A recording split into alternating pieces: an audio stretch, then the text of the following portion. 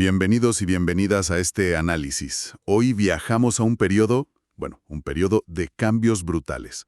La economía mundial entre 1870 y 1913. Vamos a sumergirnos en una época que, la verdad, sentó las bases del siglo XX. Tenemos aquí material de un manual universitario, Los tiempos cambian, Historia de la economía, y también apuntes de un curso de Historia Económica Mundial. La idea es, destilar lo esencial, ¿no? Entender qué movió esa globalización tan potente y esa revolución tecnológica que lo cambió todo. Pensemos un poco en la escena. El telégrafo empieza a cruzar océanos. Los barcos de vapor, los trenes, hacen el mundo mucho más pequeño, de repente.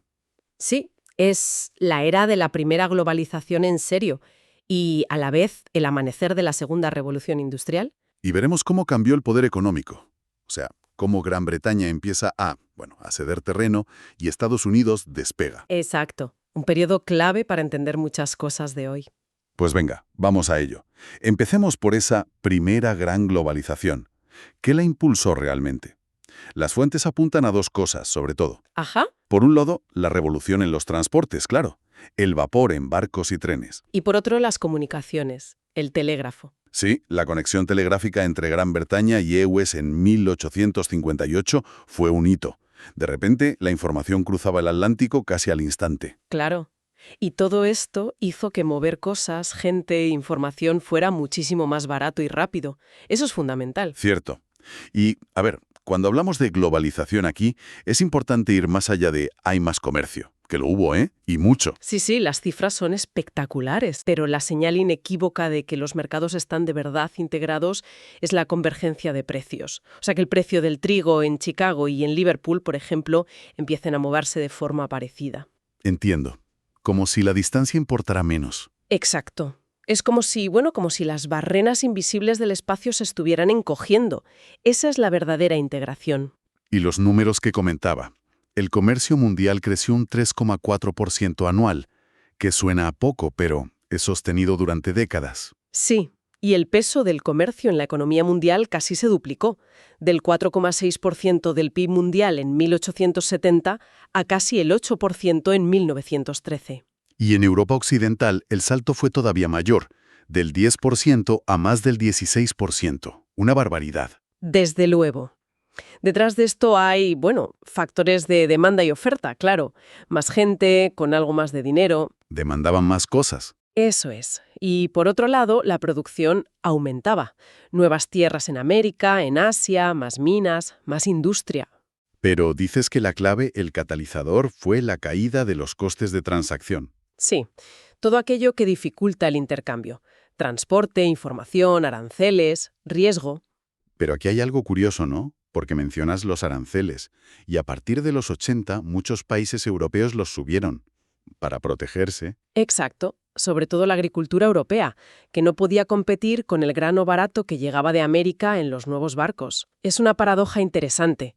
Entonces, ¿cómo cayeron los costes generales y los aranceles subían en algunos sitios? Pues por la potencia de los otros factores. Primero, la tecnología. Los barcos de vapor no solo eran más rápidos, sino más regulares, más seguros.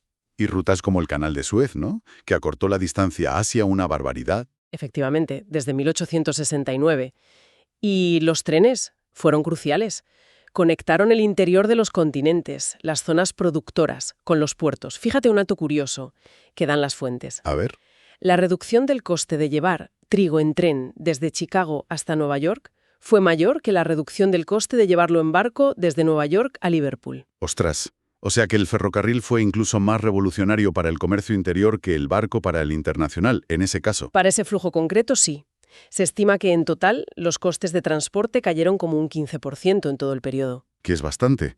Y además de la tecnología, ¿qué más? Mencionabas factores institucionales. Sí, claro. La relativa paz que hubo en Europa, la Pax Británica en cierto modo, ayudó. El imperialismo también jugó su papel. Aunque sea controvertido. Sí, pero impuso a veces marcos legales pro mercado, uniones monetarias forzadas entre metrópoli y colonia. A veces bajó aranceles dentro de los imperios. Y luego el gran protagonista institucional, el patrón oro. Ajá, el famoso patrón oro. ¿Cómo funcionaba exactamente y por qué fue tan importante? Pues básicamente las monedas de los países que lo adoptaban tenían un valor fijo en oro. Los bancos centrales se comprometían a cambiar sus billetes por oro si se lo pedían y permitían que el oro entrara y saliera libremente del país. Y se fue adoptando poco a poco, ¿no? Alemania, Francia, luego otros, Estados Unidos. Sí, a partir de 1870 se generalizó, y la clave es que esto creaba tipos de cambio fijos entre las principales monedas. Se eliminaba la incertidumbre del tipo de cambio. Claro, eso para un comerciante o un inversor era una maravilla. Exacto. Reducía muchísimo el riesgo y los costes de transacción, facilitaba enormemente el comercio y, como veremos, los flujos de capital. Vale, entonces tenemos tecnología y patrón oro como grandes facilitadores. ¿Y las consecuencias de toda esta integración? Pues profundas. Primero, una mayor especialización. Cada país se centró más en lo que hacía mejor, digamos. Europa noroccidental como la gran fábrica. Eso es, exportando manufacturas que necesitaban más trabajo y capital e importando productos primarios, comida, materias primas, que necesitaban más tierra, de América, Asia, Oceanía. Las cifras de Gran Bretaña que menciona son clarísimas. Casi todo lo que exportaban eran manufacturas y casi todo lo que importaban, productos primarios. Sí, en 1913 el 70% de sus exportaciones eran manufacturas y el 80% de sus importaciones primarios. Estados Unidos, que era más proteccionista y tenía de todo, tenía un patrón distinto, importaba menos manufacturas. Y la otra gran consecuencia, la convergencia de precios que comentabas al principio. Impresionante.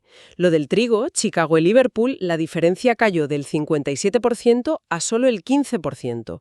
El arroz, entre Rangún y Londres, del 93% al 26%. El algodón, Bombay y Liverpool, del 57% al 20%. Son caídas espectaculares.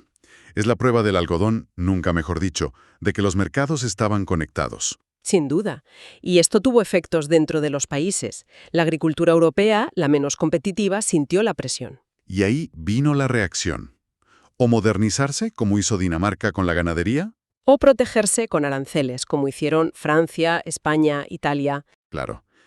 Y también mencionas una convergencia en los precios de los factores. ¿Qué significa eso? Pues que los precios de la tierra y el trabajo también tendieron a igualarse entre continentes. La tierra, que era muy abundante y barata en América, subió de precio. Y en Europa, donde era escasa y cara, bajó. ¿Y los salarios? Pues los salarios tendieron a subir en Europa, porque había mucho trabajo y la especialización en industria demandaba mano de obra. Mientras, en América, como veremos con la migración, tendieron a moderarse. Entendido. O sea, la globalización afectó no solo a los precios de los bienes, sino también a lo que costaba la tierra y lo que se pagaba por trabajar. Exacto. Y hablando de trabajo, el otro gran pilar de esta globalización fue el movimiento masivo de gente, ¿no? La inmigración. Una barbaridad. Las fuentes hablan de más de 60 millones de personas moviéndose por el mundo buscando oportunidades. Hay una parte importante de migración asiática, ¿verdad? China, India, a menudo en condiciones muy duras. Sí, hacia zonas de plantación, minas, a veces en regímenes casi de semiesclavitud. Dejaron comunidades importantes, ¿eh? Japoneses en Perú, chinos en Estados Unidos, indios en Sudáfrica. Pero el gran flujo, el más masivo, fue el europeo cruzando el charco. Más de 40 millones. Sí, esa es la imagen clásica de la época. Y los orígenes de esa migración europea fueron cambiando. Al principio, más británicos, irlandeses. Luego nórdicos, alemanes. Y ya a finales del siglo XIX y principios del XX, el grueso venía del sur y del este de Europa. Italianos, españoles, portugueses, polacos, rusos. Exacto. Y la intensidad fue muy diferente por países. Irlanda, por ejemplo, tuvo tasas de inmigración altísimas, llegó a perder población. Suecia y Noruega también emigraron mucho. Francia, en cambio, casi nada. Curioso lo de Francia. ¿Y los destinos? Principalmente América, imagino. Sí, sobre todo Estados Unidos, Argentina, Brasil, también Canadá, Cuba. Y algo a Oceanía, Australia, Nueva Zelanda. Y había preferencias, ¿no? Como que los italianos españoles iban más a Argentina o Brasil, y los nórdicos más a EUE. Sí, influían las redes ya creadas, las cadenas migratorias y a veces las similitudes culturales o lingüísticas. El perfil típico del emigrante era, bueno, hombre joven, soltero, a menudo de origen urbano ya y con poca cualificación, buscando trabajo manual. ¿Y por qué esa avalancha? Supongo que la economía tira mucho. Es la explicación principal, sí. Un análisis coste-beneficio, básicamente. El gran motor era la enorme diferencia de salarios. Claro. Europa tenía mucha gente, salarios relativamente bajos. Y los nuevos mundos, América, Oceanía, tenían mucha tierra, pocos trabajadores y, por tanto, salarios mucho más altos. La gente se iba donde esperaba ganar más, pura lógica económica. Además, allí necesitaban trabajadores, ¿no? Para las nuevas tierras, las minas, la industria. Justo, había una fuerte demanda de trabajo en destino. Y en origen, la población estaba creciendo mucho, la transición demográfica, la agricultura se modernizaba y expulsaba gente del campo. Había mucha gente joven buscando futuro. ¿Y como pasaba con las mercancías, los costes de irse bajaron? El billete de barco era más asequible y las barreras para entrar, en general, eran bajas. Incluso algunos países daban incentivos para atraer inmigrantes. ¿Y las redes que decías, la gente que ya estaba allí ayudaba a los que llegaban? Claro, reducían los costes y la incertidumbre de empezar de cero. Las cartas que llegaban contando que se vivía mejor animaban a otros. Tiene sentido también la secuencia temporal que comentabas, que primero emigraran los de países más avanzados. Sí, los que empezaron antes la transición demográfica y la urbanización, como Gran Bretaña, Irlanda, luego Escandinavia. Conforme esos países se industrializaron y sus propios salarios subieron, la emigración fuerte se trasladó al sur y al este de Europa, que empezaron su proceso más tarde. Por eso el pico de emigración de Suecia es en los 1880s, pero el de Italia o España es ya en la década de 1900, justo antes de la Primera Guerra Mundial. Exacto. El modelo encaja bastante bien. Y el impacto de todo esto. Las cifras que dan las fuentes son, bueno, de vértigo. Sí, el impacto demográfico y económico fue brutal. En los países receptores, la población activa creció muchísimo gracias a los inmigrantes. Un 86% más en Argentina, un 44% en Canadá, un 24% en Estados Unidos. Un 86% en Argentina. Es una locura. Imagina el cambio social. Y esto, claro, afectó a los salarios. Contuvo su crecimiento. ¿Es decir que sin inmigrantes los salarios habrían subido más rápido en esos países? Sí, las estimaciones dicen que en Argentina hubieran sido un 21% más altos, en Estados Unidos un 8% más altos, sin la llegada masiva de trabajadores. Y al revés en Europa, ¿no? Justo. La emigración alivió la presión en el mercado laboral. En Irlanda, por ejemplo, se calcula que la población activa era un 45% menor de lo que habría sido sin emigrar. Un 45%. Madre mía. ¿Y en Italia? Un 39% menor. Y esto hizo que los salarios subieran mucho más de lo que lo hubieran hecho sin esa válvula de escape. Un 32% más en Irlanda, un 28% más en Italia. Entonces, la conclusión es clara. La migración fue un motor potentísimo de convergencia salarial. Acercó los salarios entre Europa y América. Sin ninguna duda. Redujo las desigualdades salariales a escala global, al menos entre estas dos regiones. Fue un mecanismo de ajuste económico masivo. Aunque seguro que generó tensiones sociales también, claro. Por supuesto, tanto en los países de origen como en los de destino. Pero el efecto económico agregado fue esa convergencia. Vale, tenemos integración de mercados de bienes y de personas. Nos falta el tercer pilar, el capital. La integración financiera.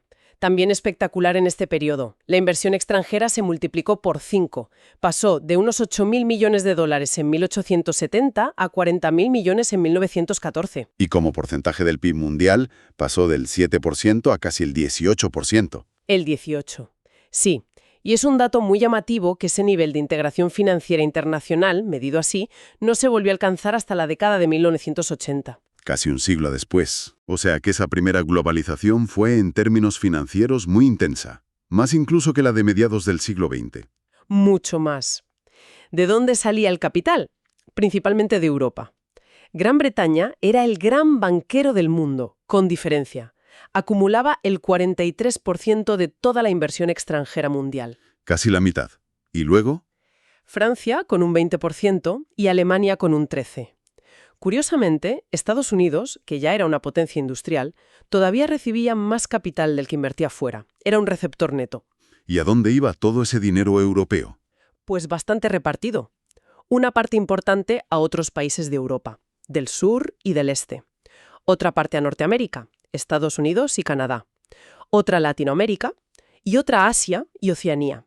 ¿Había diferencias entre los inversores? No. Sí, los británicos invertían sobre todo fuera de Europa. En su imperio, en Estados Unidos, en Argentina. Los franceses y alemanes invertían más dentro de la propia Europa. En Rusia, en los Balcanes. ¿Y en qué invertían? ¿Compraban fábricas? Mayoritariamente no. La inversión era sobre todo indirecta. Compraban bonos, deuda pública de los gobiernos u obligaciones de empresas privadas, sobre todo de ferrocarriles. Ah, financiando infraestructura sobre todo. Exacto. La inversión directa, o sea, crear o comprar empresas directamente, era menor. En Gran Bretaña, por ejemplo, solo era un 25% del total, y se centraba en minas o plantaciones. ¿Y qué impulsó esta marea de capital? Supongo que la misma lógica que con los bienes y las personas. En gran medida sí. Oferta y demanda. Europa industrial generaba mucho ahorro y buscaba dónde invertirlo para sacar más rentabilidad. Y los nuevos mundos necesitaban ese capital como agua de mayo para construir trenes, explotar recursos, y pagaban intereses más altos. Justo. Y de nuevo, bajaron los costes de transacción. La tecnología ayudó. El telégrafo era vital para la información financiera instantánea. Y las finanzas se desarrollaron, ¿no? Bancos más grandes, bolsas, seguros.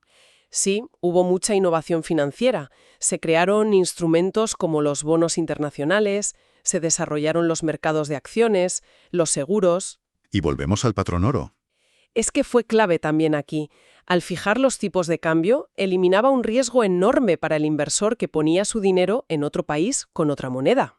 Claro, ¿sabías a cuánto equivaldría tu inversión al volver a casa? Más o menos, sí. Y además, la disciplina que exigía el patrón oro, no poder imprimir dinero sin respaldo, en oro, controlar el déficit, generaba confianza.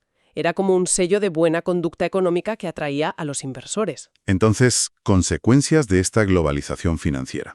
Pues como con los bienes, convergencia, en este caso de los tipos de interés. Los países pagaban intereses más parecidos por su deuda. Muchísimo más. La diferencia entre lo que pagaban los países periféricos, como los de Latinoamérica o los del sur de Europa, y los centrales, como Gran Bretaña, se redujo drásticamente.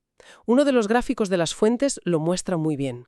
De una diferencia del 5% en 1870 a apenas el 1% en 1914. Otra caída espectacular. El dinero fluía mucho más fácilmente. Sí, iba donde se le necesitaba y donde ofrecía más rentabilidad. Financió ferrocarriles, puertos, minas, la construcción de estados en muchos países. Y para los que invertían, los europeos, pues mayores beneficios, ¿no? Sí, y además se aseguraban el suministro de materias primas baratas para sus industrias y alimentos para su población, y abrían mercados para vender sus manufacturas. Había un círculo virtuoso. O así lo veían. Aunque también habría riesgos, ¿no? Que los países no pagaran, que las inversiones fracasaran. Claro, claro. Se acumuló mucha deuda en algunos sitios, hubo crisis financieras, problemas que luego estallarían, sobre todo después de la Primera Guerra Mundial. Pero en este periodo la sensación era de un mundo financieramente conectado y eficiente. Vale, hemos visto la globalización. Bienes, personas, capital. Todo conectado. Cambiemos ahora el foco al otro gran motor de la época, la Segunda Revolución Industrial. Sí, que no fue solo más de lo mismo de la primera, vapor, textil, carbón, fue cualitativamente distinta. ¿En qué sentido? Pues sobre todo en su base científica. Fue la aplicación sistemática de la ciencia y la investigación a la producción. Ya no eran solo inventores ingeniosos, sino laboratorios, universidades, colaborando con la industria. ¿Y cuáles fueron las innovaciones clave? Muchísimas y en muchos campos. Por ejemplo, nuevos materiales. El acero. Ya existía, pero se hizo mucho más barato y de mejor calidad gracias a nuevos procesos. Bessemer, Siemens Martin, Gilchrist Thomas. Y eso permitió construir rascacielos, puentes más grandes, maquinaria más resistente. Exacto. Y también aleaciones especiales, con cromo, tungsteno, para herramientas, piezas de precisión. El aluminio empezó a producirse industrialmente. Y la química. Una revolución. Fertilizantes artificiales. Que dispararon la productividad agrícola. Colorantes sintéticos que arruinaron a los productores de tintes naturales. Explosivos más potentes. Plásticos. Fármacos. La aspirina es de 1893. Vaya. Nacen y crecen gigantes químicos como Bayer, BASF en Alemania, Ciba, Geyes en Suiza, que invertían muchísimo en I+D. Y luego la energía. Eso sí que lo cambió todo. El petróleo y la electricidad. El petróleo, con más poder calorífico que el carbón y más fácil de transportar y usar, fue clave para el motor de combustión interna. El coche. Benz, Daimler, Diesel. Sí, pero también para barcos más rápidos y eficientes, y para la aviación que estaban haciendo. Y la electricidad.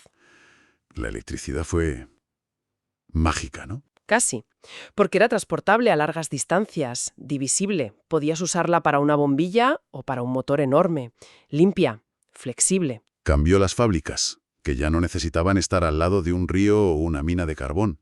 Podían usar motores eléctricos. Permitió iluminar las ciudades y las casas de noche, mover tranvías y metros, revolucionando el transporte urbano, y nuevos procesos industriales, hornos eléctricos, electrólisis para producir aluminio. Fue un cambio radical en la vida cotidiana y en la industria. Totalmente.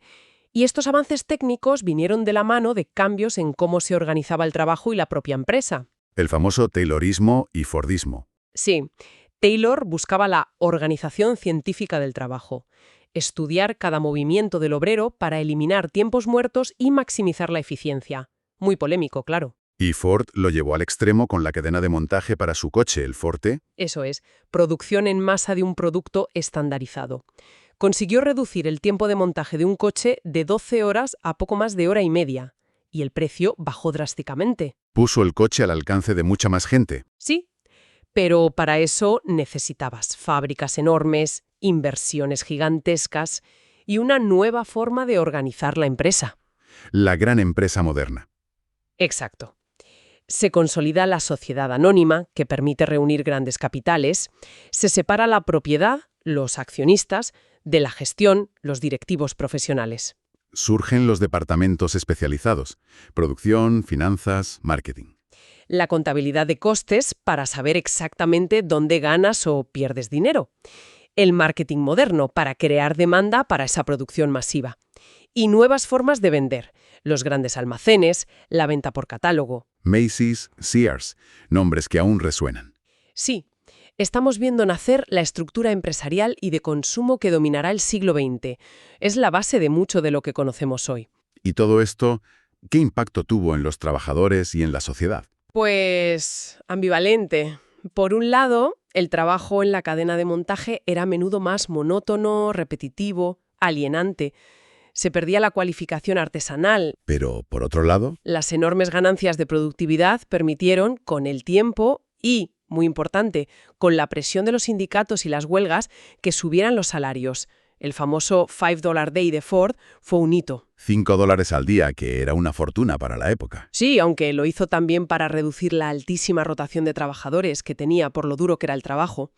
Pero bueno, sentó un precedente y también se empezó a reducir la jornada laboral, a conseguir el descanso del fin de semana, los primeros seguros sociales de accidentes, enfermedad. Se estaban poniendo las bases de la sociedad de consumo y del estado del bienestar, de alguna manera. Exactamente.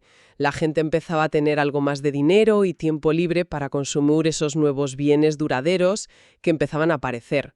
Coches, radios, electrodomésticos incipientes. Fascinante. Pero todo este torbellino, la globalización por un lado, la revolución tecnológica por otro, también cambió el equilibrio de poder económico en el mundo, ¿no? Radicalmente. Es el momento en que Gran Bretaña, la cuna de la primera revolución industrial y la potencia hegemónica del siglo XIX, empieza a perder fuelle relativo. El climaterio británico, lo llaman algunos historiadores. Sí, su crecimiento económico, sobre todo el crecimiento por habitante, se frena, especialmente a partir de 1890. ¿Y cuál fue la causa principal? Las fuentes hablan de la productividad total de los factores, la PTF. Exacto. La PTF, que mide la eficiencia general de la economía, cómo se combinan capital y trabajo gracias a la tecnología y la organización, pues en Gran Bretaña casi se estancó en las décadas previas a 1914. Pasó de crecer a casi un 1% anual a casi cero, mientras en otros países seguía creciendo fuerte. Eso es. Y si la eficiencia no mejora, el crecimiento a largo plazo se resiente. ¿Pero por qué? ¿Por qué el líder se quedó atrás? Es el gran debate. Hay varias hipótesis. Una es que Gran Bretaña estaba demasiado atrapada en las industrias de la Primera Revolución. textil, carbón, hierro. Que eran sectores maduros, con más competencia internacional y a veces afectados por el proteccionismo de otros países. Justo. Y le costó más saltar a los nuevos sectores líderes de la segunda revolución industrial. La química, la electricidad, el automóvil. Ahí Alemania y Estados Unidos le tomaron la delantera. Alemania la superó en exportaciones químicas y de maquinaria eléctrica hacia 1913. Gran Bretaña empezó a tener déficit comercial, algo impensable décadas antes. ¿Y por qué esa lentitud en adoptar lo nuevo? Pues se discute, quizás porque ya tenían una enorme inversión hecha en la tecnología antigua y era costoso cambiarla aunque fuera menos eficiente, lo que llaman lock-in. O quizás temas institucionales. Podría ser un sistema educativo quizás menos enfocado a la ciencia aplicada que el alemán, un tejido empresarial con muchas empresas familiares, quizás menos dispuestas a hacer las enormes inversiones que requerían las nuevas industrias, o una especialización creciente en las finanzas y los servicios del imperio, que eran rentables, pero quizás tenían menos potencial de crecimiento de la productividad que la nueva industria. Es complejo, no hay una única causa. No, probablemente fue una combinación de factores, pero el resultado fue ese declive relativo. Y el contraste es Estados Unidos. Total. A principios del siglo XIX, EU estaba por detrás de Gran Bretaña en renta per cápita. En 1913 ya era la primera potencia económica mundial.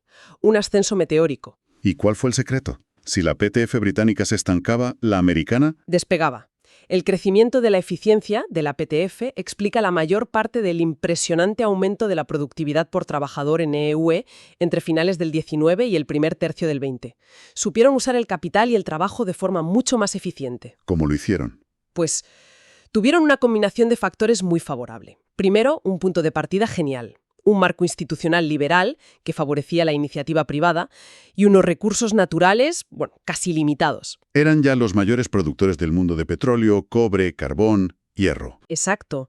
Luego, un sector agrario muy dinámico. La conquista del oeste, el ferrocarril, la mecanización temprana, una agricultura muy productiva y orientada a exportar, aprovechando precisamente la globalización. ¿Y la industria? Arrolladora. Aquí la clave fue su enorme mercado interior. Era un país-continente, con una población creciente y un nivel de vida que subía. Y protegido por aranceles, además.